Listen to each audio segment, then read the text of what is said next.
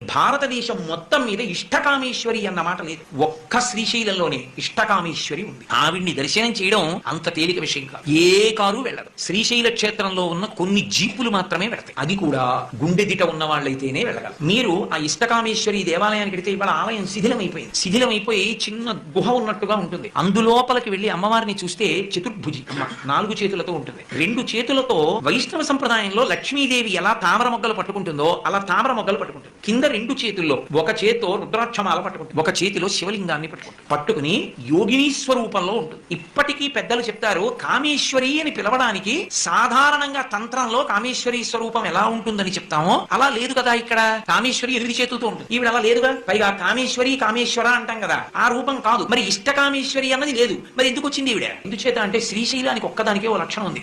ఉత్తర భారతదేశంలో ఉజ్జయినికి ఉంది, కాశీ పట్టణానికి ఉంది. దక్షిణ భారతదేశం మొత్తం మీద మళ్ళీ శ్రీశైలం ఒకటి, ఇంకొక పట్టణం లేదు అటువంటిది. ఎందుచేత అంటే అక్కడ లేనటువంటి ఆరాధనా విధానం లేదు. అక్కడ కాపాలికుల దగ్గర నుండి ఉన్నారు. ఇప్పటికీ మీరు శ్రీశైలం లోపల ఉన్నటువంటి గుహంలోకి ధైర్యంగా వెళ్లి దర్శనాలు చేయగలిగితే కాపాలికులు ఇక్కడ పూజలు చేసేవారనడానికి ప్రబల సాక్ష్యాలు దొరుకుతాయి. కాపాలికులు నరబలి కూడా ఇస్తూ ఉంటారు. అటువంటి కాపాలిక స్పర్శ కూడా క్షేత్రానికి